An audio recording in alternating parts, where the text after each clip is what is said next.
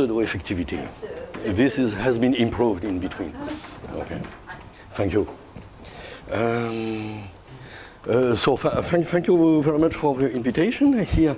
I'm very pleased always to come to Moscow. Very interesting city, people, and language. So that's and so for the talk now we have let xn. This will be an n-dimensional connected complex projective manifold. And I will denote always by A, this will be an ample line bundle. Not fixed. A priori it will be varying. So one of the main objectives, I would say, of algebraic geometry is the following. If you start with some information on Kx, so the canonical bundle, usually this is of a kind of a negativity or positivity properties, then you would like to deduce some qualitative geometry. I will not be precise here, of X. And here, maybe sometimes this goes through the following path. Here we try to lift it to omega 1x. Lift to omega 1x, or even better, or tensor powers of omega 1x here.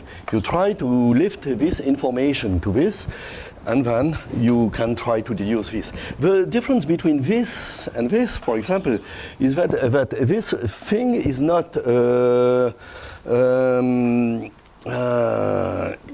functorial. Unless you look at maps, I'm always looking at rational dominant maps, unless you have the same dimension for the range, the domain, and the target. Here, but here, in this situation, you have always some functoriality. Functoriality in the birational sense. And I will maybe start by giving some example. And here the aim of the talk is twofold: to try to think such liftings here, and then but also to extend the results to some orbifold pairs xd. This usually increases considerably the range of applicability of the results. If you have only results with about x, usually you are very restricted in the applications. While if you have this d, then you have a much bigger flexibility. And so let me start with two very fundamental examples. Example one, this is due to Mioka Mori, and this is from 1986. And so what they showed, essentially, they didn't express it in this way, that if Kx is pseudo-effective, I will remember what it means, then this is equivalent to x is not uniruled. This means covered by rational curves. And so you have an exact example of this kind of statement. You start from an information, and you have a very strong information about the geometry of X. And here, maybe I recall what is the definition of pseudo-effective, which I use here, that take L, this is a line bundle. On X, we say that L is pseudo-effective if L dot Ct is greater than or equal to 0 for any Ct. This is a generic member, generic irreducible member of a covering family.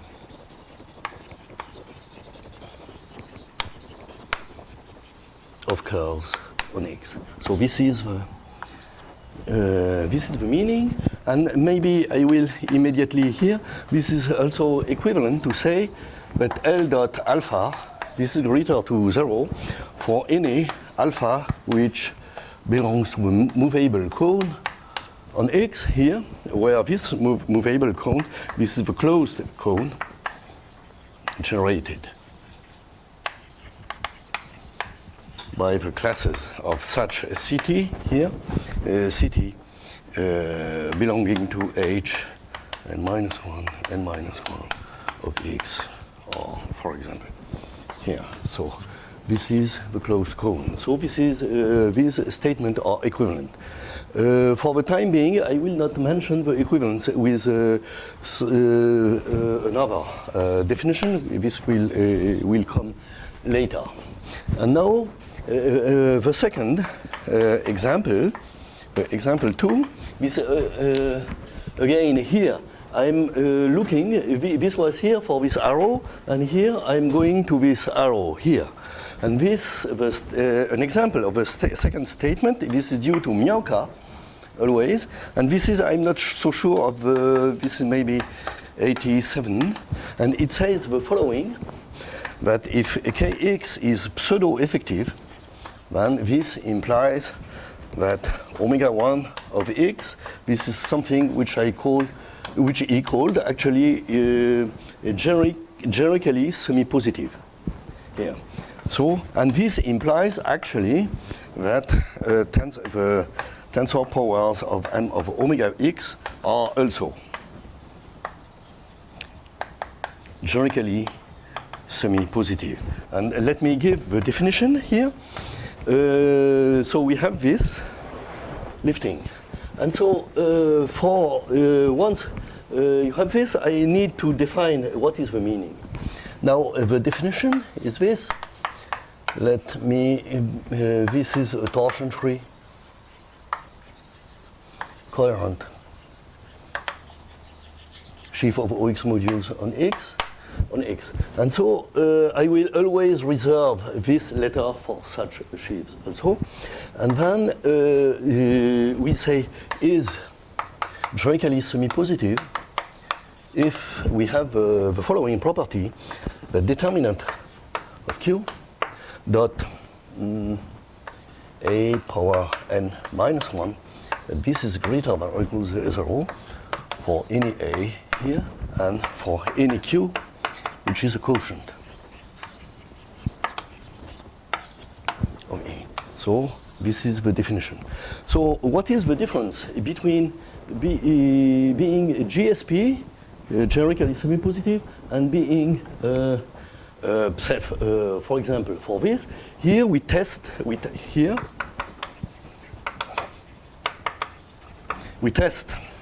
this inequality only for curves which are of the form an minus 1, which is alpha. So this is a certain subset of curves. These are the highly movable curves, which are complete intersections, maybe of high power of A, in the linear system. And so this is a much restricted set. And so, in fact, I will maybe give a second definition.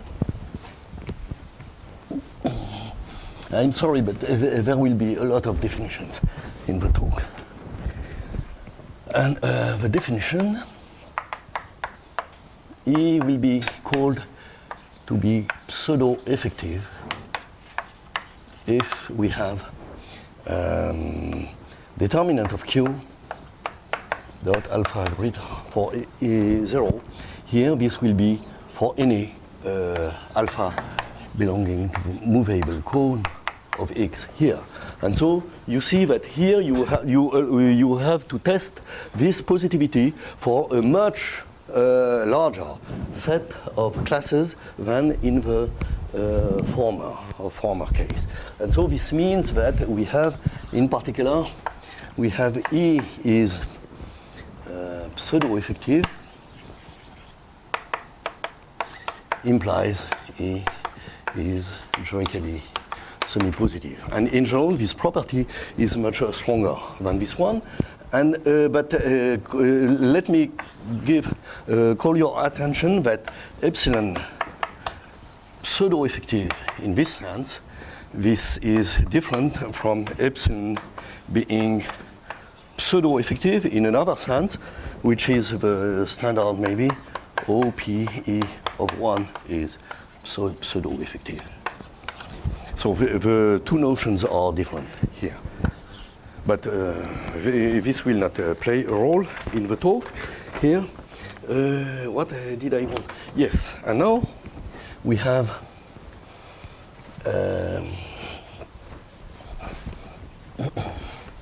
I think I have defined everything for the time being.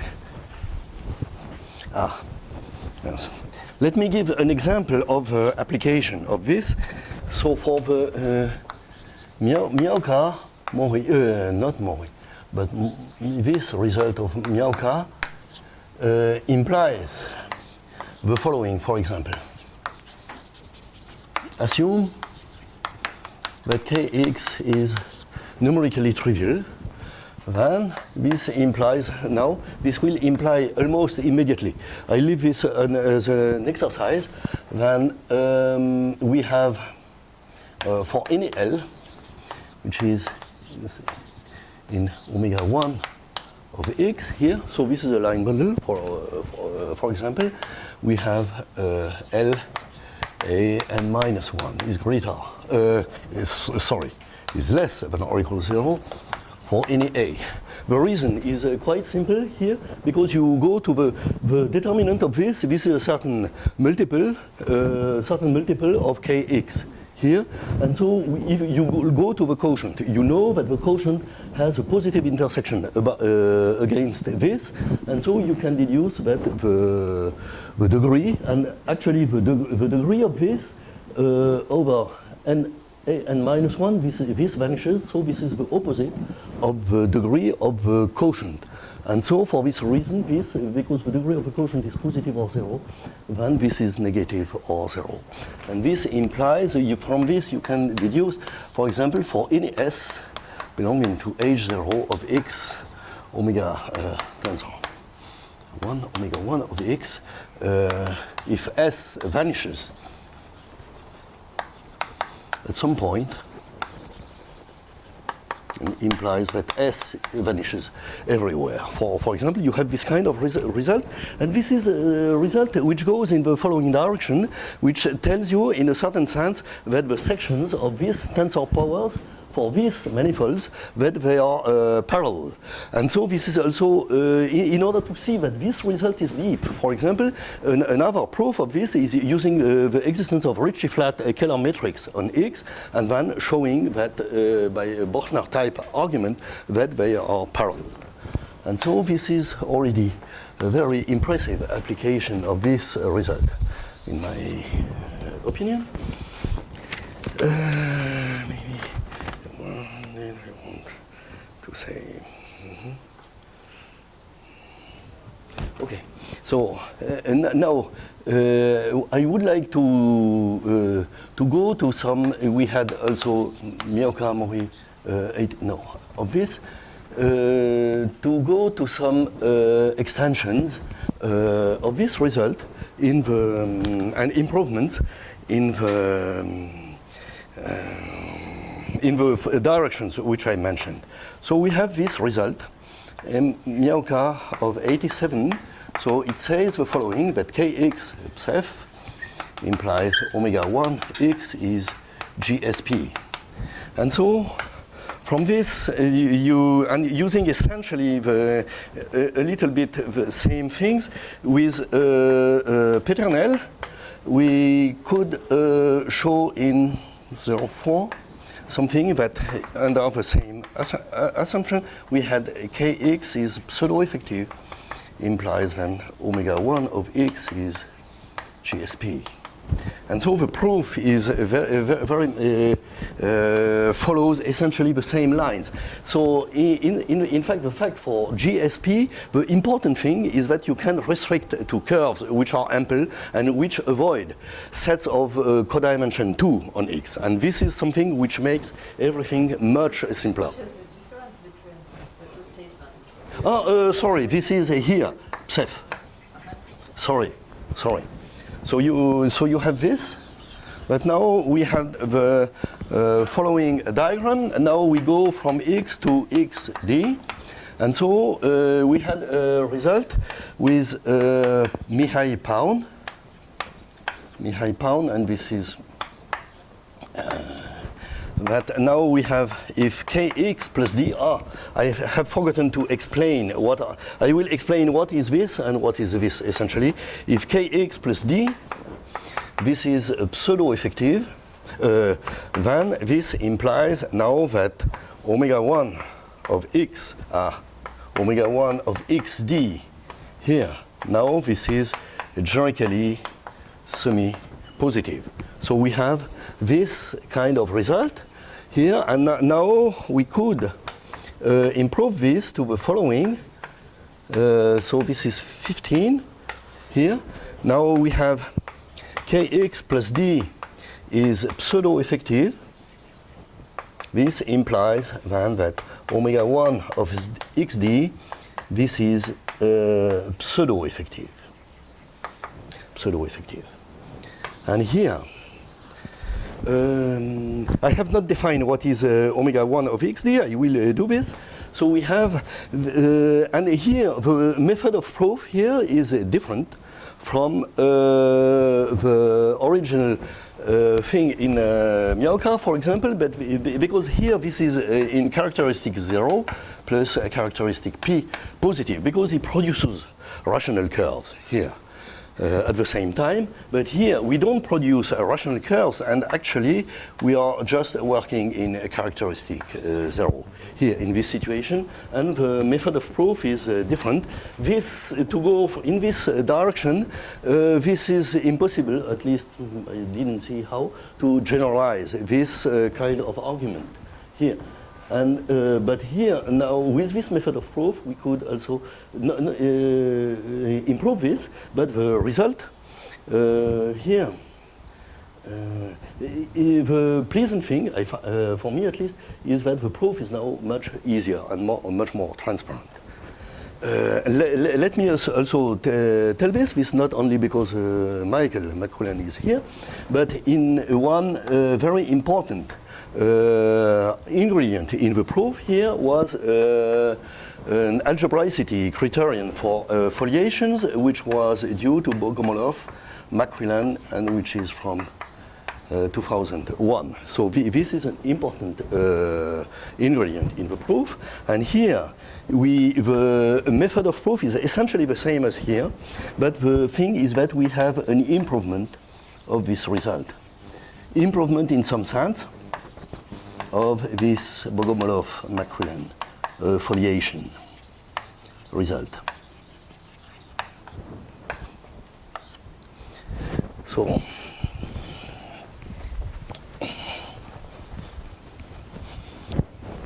now I would like to illustrate on some simple thing what this kind of improvements here in this direction and this kind of improvement here permits, for example, to show.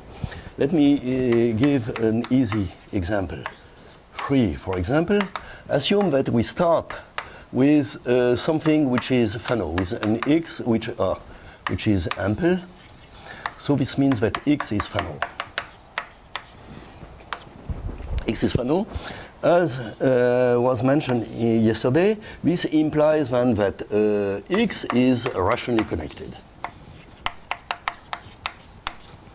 X is rationally connected, but here now, with the result, we can get the implication here now with what?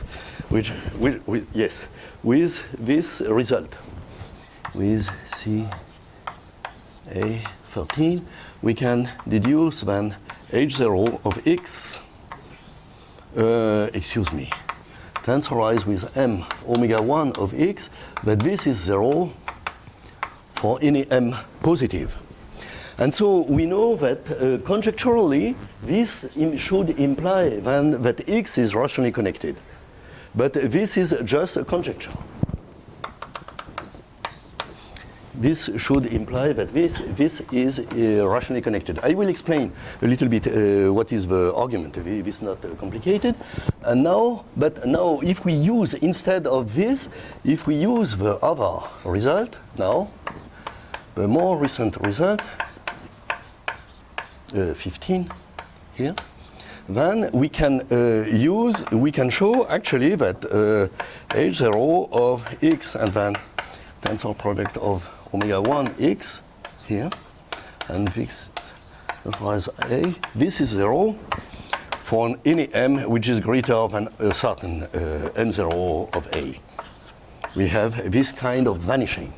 And now the interesting thing is that this implication is no longer a conjecture, but this is a theorem, actually, which uses the rational quotient and the Graber-Harris star theorem. So it's possible to get this implication now, but essentially a big step has been done in order to show it.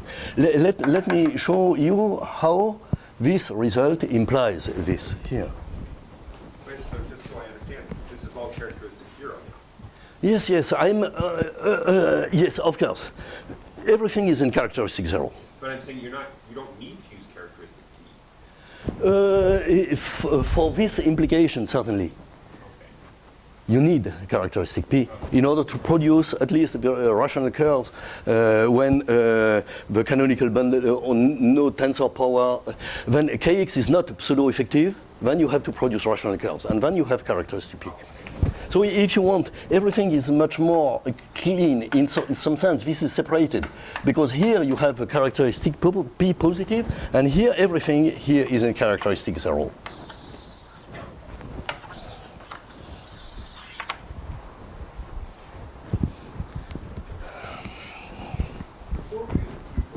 Before we go too far, are we going to get a definition of what is D? What is? D. I will do this. Thank you. I have forgotten to say something that here in this case, here in general, the pair XD was log canonical. Here we lose a little bit. Maybe this is possible to get it also, but I will assume that here in this result that XD is log smooth. I will say it. I have forgotten to say it. This is log smooth here in this result. Huh? I will say, I say this. Certainly, yes. Because I have already lost yes, I wanted just to explain a little bit how you use the D's here in this situation. Now I would like to explain, before going through these XD's here, to go to this implication here and explain what is happening, the idea. So we have that minus Kx is ample. So we choose a D which belongs to n times D, excuse me, which belongs to a linear system of n dot minus Kx, and which is smooth, for example. And then now we consider what we are considering instead is the pair X and D. And so now the canonical bundle Kx plus D by definition is just this is OX. And so this is trivial. And so this means now that we know by, for example, by using this result. This means that we have, yes, we have H0 of X, and now I'm a little bit, that we have tensor products of omega 1 of X, D here. If I have S here, which if S of X is 0 for some X in X, then S vanishes identically. But now what happens is that because we have added this D, this means that actually the sections which are here, these are sections of omega 1, a tensor of omega 1 of X, but with certain poles. But in other words, we have omega 1 of X, this injects in omega 1 of X D here. And if we have a section, if we have this injection here, and if we have a section here, any section here, then it has to vanish here. S of X is 0 somewhere. Somewhere, it's not very difficult to see where is this somewhere. This is just on the support of D. It has to vanish. And since it vanishes everywhere. And so this is just to illustrate which kind of flexibility you get when you have these Ds.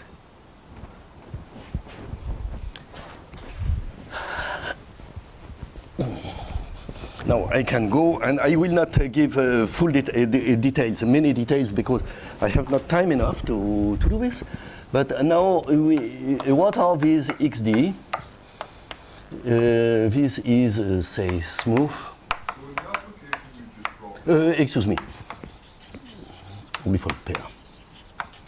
so in the application that you just dropped off, if I understood what you just cancelled correctly, then that was a highly non-orbifold situation. Huh? It was a highly non-orbifold situation. It depends on how you use orbifold. Well, I don't use it in the classical way where you are, which you mean maybe where you have this kind of coefficients. I have arbitrary rational coefficients. Arbitrary rational between 0 and 1, of course. Of course. I'm precisely going to say this. So we start with X, which is smooth. And we take D, which will be a certain linear combination of Cj, Dj here for a finite linear combination, where precisely these Cj, they belong to 0, 1, intersected with Q. If you, okay. So these are rational numbers between 0 and 1 here. And the smoothness is reflected in the, excuse me, I should say that Dj, these are pairwise distinct irreducible divisors. Divisors on X here. And now the smoothness means the following, that I assume that the support of D, this is the union of a Dj, and this is also, this can be written in this form here, and this is a normal crossing divisor.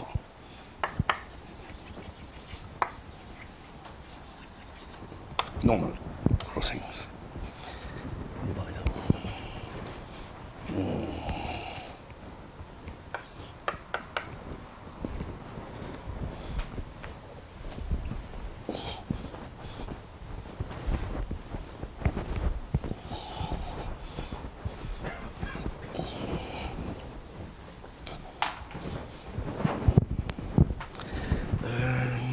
And so, yes, in this situation, so this interpolates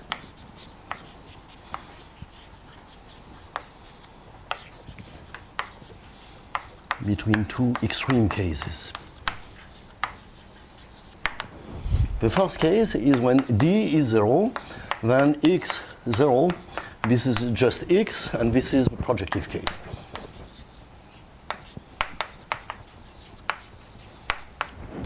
Case, and where we have D, which is equal to its support. So this means that all for every G. So the only integers between 0 and 1 are actually 0 and 1. So this is the reduced case. And so we have X, let me call it D for. Now this is, you can see this at X minus the support of D, and this is the quasi-projective case. Quasi-projective case.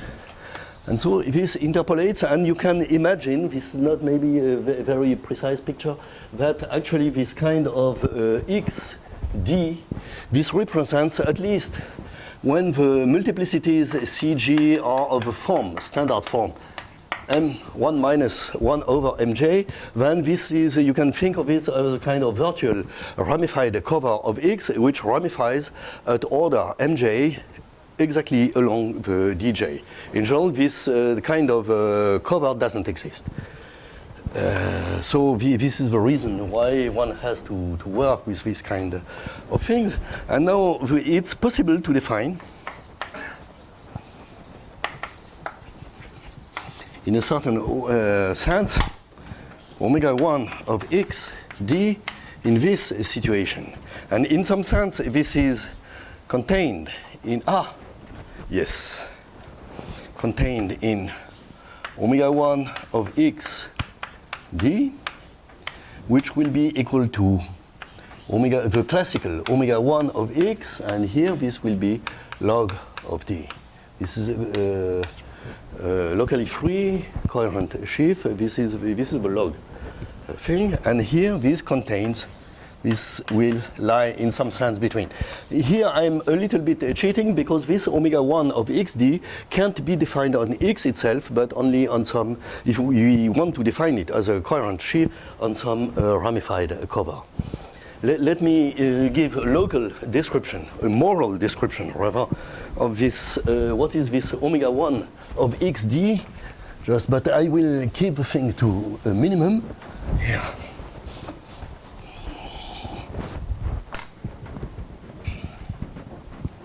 So assume that we are in local, in the analytic sense, adapted coordinates.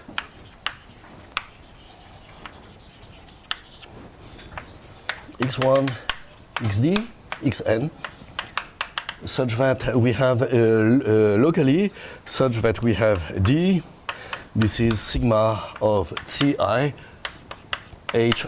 where I is runs from 1 to n in this case, and where hi, this is defined by the equation xi is 0.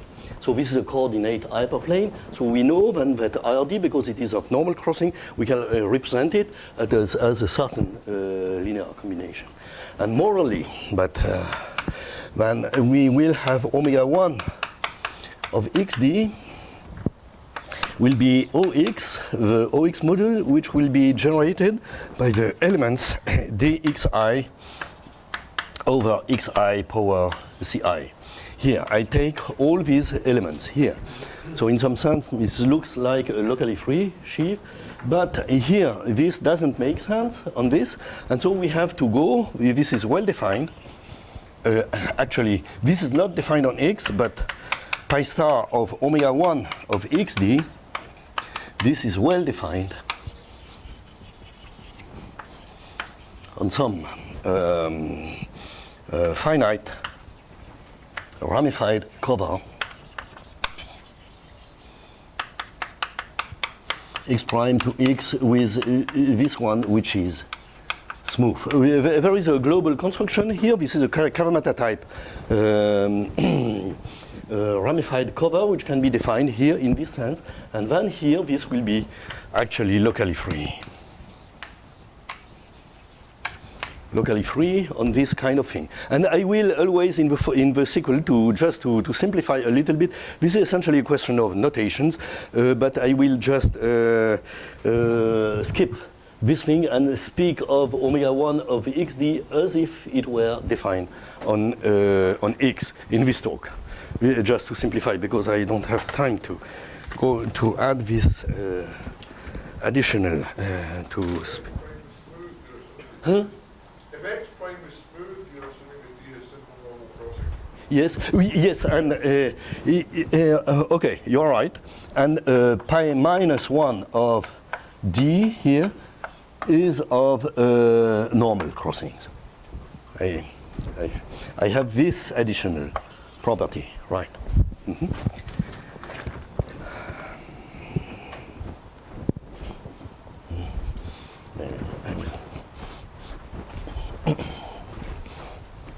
Now, let me give a statement, one of the statements. So the theorem that we can show is the following. If xd smooth plus kx plus d pseudo-effective, this implies then that any omega 1 of x d, this is pseudo-effective in the sense with this here, which means the following. If we take any such a cover here, pi from x prime to x here, then I will give the definition.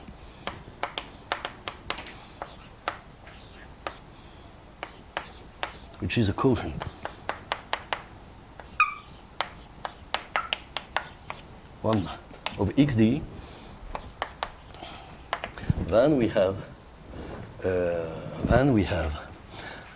for any alpha x, we have determinant of q dot pi star of alpha. This is greater than or equal to 0. So I only consider here classes which come from x on the cover. So this is the definition. Yeah. So this is the thing. And let me give some consequences.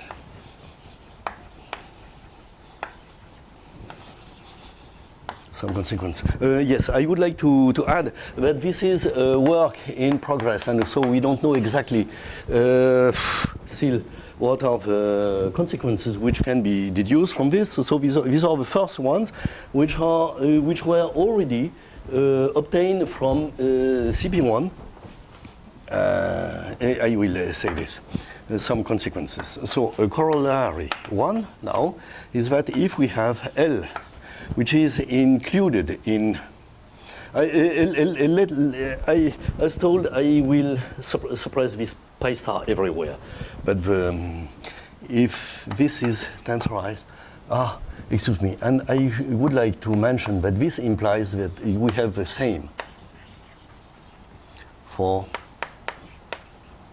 of omega 1 of xd for every m positive. This implication is not a trivial fact, but this is true. And actually, there is some difficult analysis which goes here,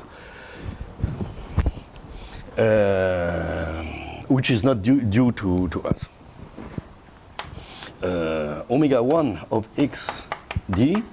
Here, if you want, you can really assume that d is reduced, for example. So you are really in the classical setting of omega 1. You can assume that d is 0 or that d is just reduced. And so the statement concerns really something which is completely classical.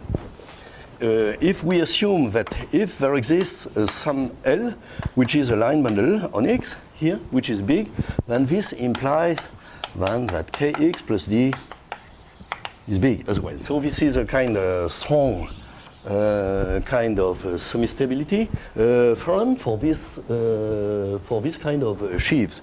And here I would like to say that this can be proved.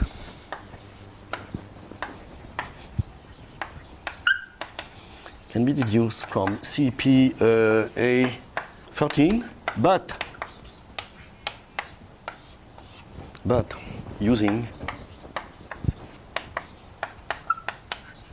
BCHM. So this is Birka, Kashini, Hakon, McKernan, and this is a famous result about the LMMP. And so in this case, but the nice thing now is that we can erase this if we use this. Now we don't need this. This is, and I will show you, but this is a trivial consequence of a result. And so in my opinion, at least this fact that we can erase this BCHM implies that there is a big difference between the two statements. And the pleasant thing is that the proof is not more complicated, maybe even simpler.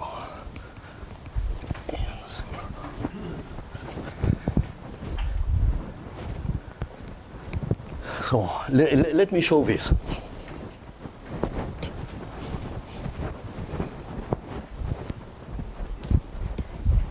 So the proof of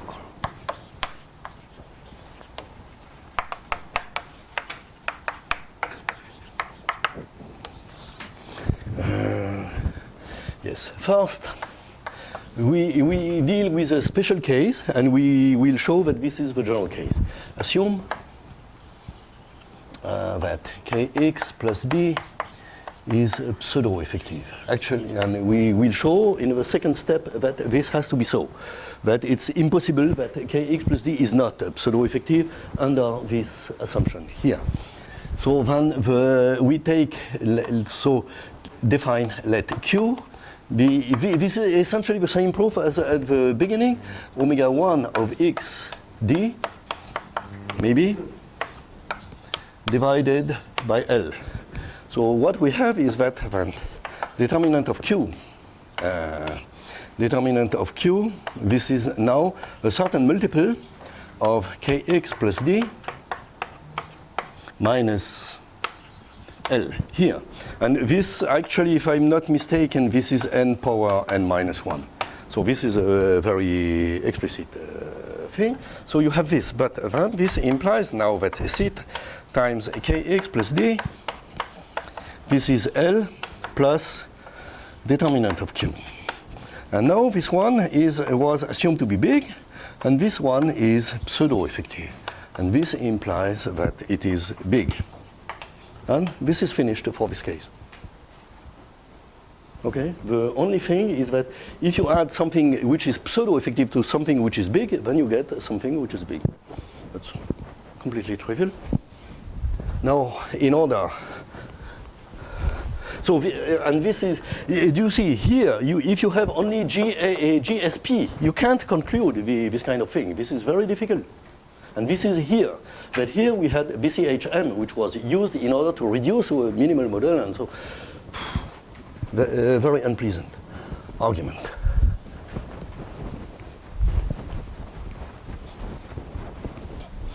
And now, yes, the second step assume then that kx plus d is, I don't know, my watch doesn't work. I don't know which time it is. 4:15 now. 4:15, and I have till 40. 40. 15 to 40. Okay. So assume that kx plus d, that this is not pseudo-effective. And here this means then there exists actually a unique T0 which is positive but real. Real such that we have kx plus d plus T0 times a. We have chosen some a here, that this is pseudo-effective, not big. We have this result. And now, we will, then we can here represent this. No, okay, that's okay. That's okay. Now, let epsilon n be a sequence of rational numbers with epsilon positive, and which goes to 0 by decreasing. For example, no, they are not rational, excuse me. Positive, such that T0 plus epsilon n, this is rational. And this is decreasing to T0 plus here. So we have this thing here. And now consider T0 plus epsilon n times a, choose dn, which is smooth, yes, a smooth divisor with certain multiplicities, which are here. Okay, such that dn belongs to a, and such that d plus dn, that this is smooth. x d plus dn is smooth. We can choose this because what we need is transversality with our original d. And so we can choose this. We have this result. And now the important thing is that we have actually the tensor m omega 1 of x d. This embeds actually in omega 1 of x d plus dn. And we have L, which is here. And now we can take the quotient Qn, which is omega 1 of x d plus dn here, and we divide it by L. And so we know that determinant of Qn now, this is pseudo-effective. This is the theorem which tells us this result. And now that we know that this is pseudo-effective, but now we can compute what is this determinant. This is nothing than this n power n minus 1 kx plus d plus t0 plus epsilon n a minus L. And we know that this is a pseudo-effective. This means that now that we have that n power n minus 1 kx plus d plus t0 plus epsilon n a, we can write it as determinant of Qn plus L, and this is pseudo-effective. And now this means that this determinant of Qn goes, as n goes to plus infinity, to a certain Q infinity, which is also pseudo-effective, possibly but real, with real coefficients. Possibly real coefficients, but this is pseudo-effective. And now this means that now using this equation, this implies now that we have n minus 1 of kx plus d plus t0 a. This is now this q infinity plus L, which is pseudo-effective, and this is big.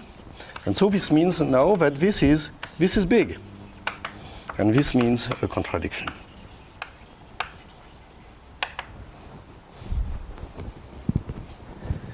So we have this result.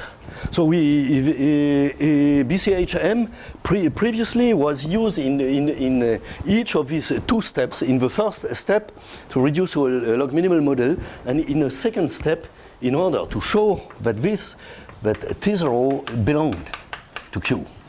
And we had to apply directly it. And here, we don't need this. No.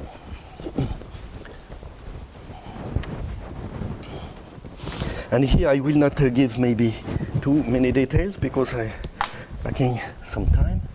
Let me give a corollary too, which is the following. If we have kx plus d pseudo-effective, this implies then that we have no plus of xd is nu of xd. What is just lacking here are the definitions. And so I give the definition. Let L, for example, a line bundle or a Q line bundle on X. And we assume if L is not pseudo-effective, we define nu of L is minus infinity. And if L is pseudo-effective, we define, this is, I think that the definition is due to Noboru Nakayama. Say Nakayama? Yes, I think. Nakayama, Nakamura. There are lots, huh? Noboru Nakayama, yes. If L is psef, then we define nu of L, this is the infimum over k greater than or equal to 0, an integer of of lim sup as m goes to plus infinity h0 of x, and then we take ml plus a, we fix a certain a, divided by m power k, that this is strictly less than plus infinity. So you take the infimum of the integer such that this lim sup is strictly less than plus infinity. And so this has good properties. And if we erase this A, we just get the Kodaira dimension of L. And so it has very similar properties. I don't list them here. The important thing is that when L is pseudo-effective, then you get always something which is greater than or equal to 0. This is greater than or equal to 0 if L is pseudo-effective. To show this, this uses, for example, BDPP, which means Buxon, De Mailly, Pound, Peternel, and result in order to show this kind of property. Because they showed, okay, I think everybody knows what is the statement, so I don't give it here. And the second definition is to define this. The second definition is now we define nu of x d. This is nu of kx plus d.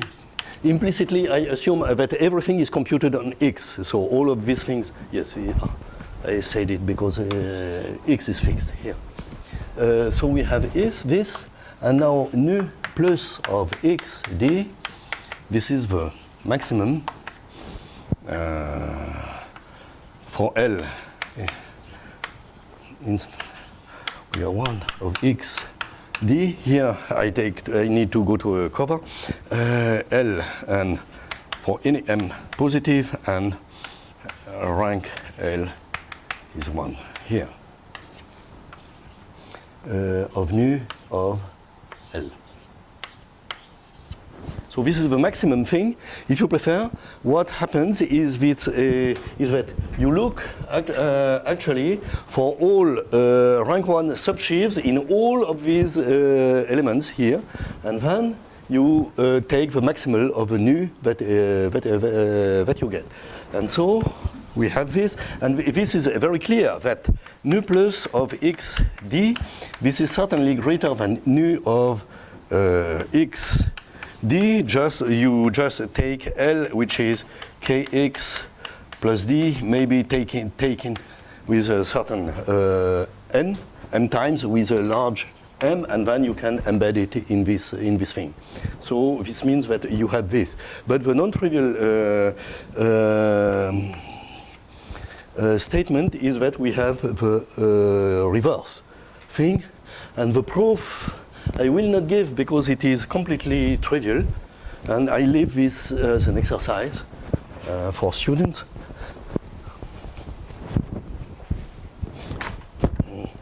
So you have exercise, which is proof. This uses essentially the thing which was the first step of the proof of this corollary one. So this is a very simple thing. The two properties you have to use is that nu of KL, that this is independent of A. This is not difficult. Independent of A, and nu of KL, this is nu of L, and that nu of L plus pseudo-effective, something which is pseudo-effective, this is greater than nu of L. And none of these things is difficult to show.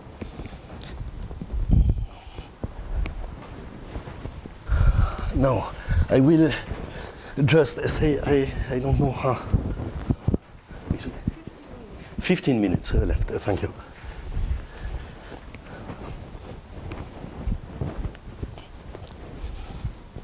And now I will go to the ingredient, which is maybe so the idea of proof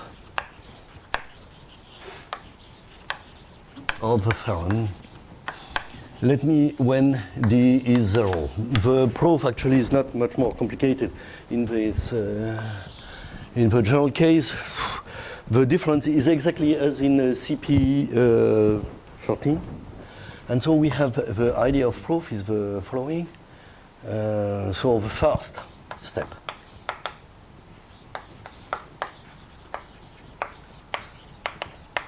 And here we go to the improvement of Bogomolov-McQuillan algebraicity result. I'm really, I fear your reaction, because this is essentially the same. This is essentially the same with a very small twist. And this is this very small twist which permits to remove all the problems. I will comment a little bit on this. And the first main step is the following. So this is theorem. Yes, I have x as before.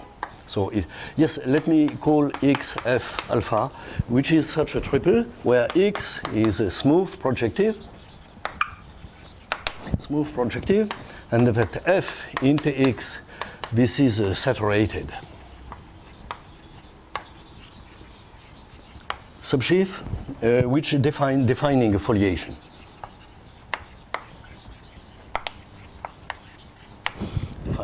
Foliation, and alpha, this is a movable class in X, and we assume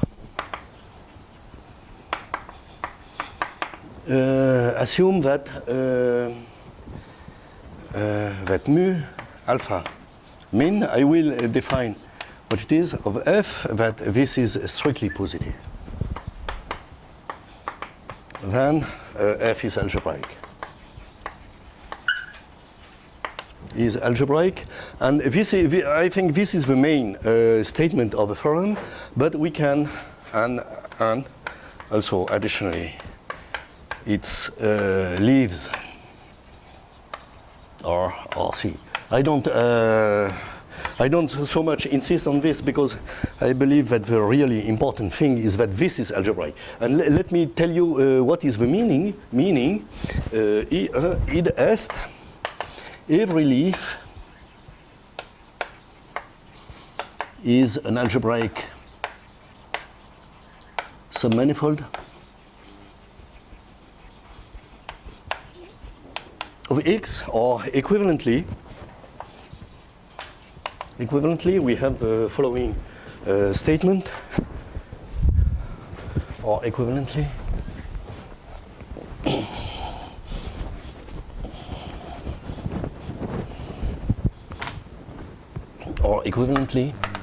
there exists f, which is rational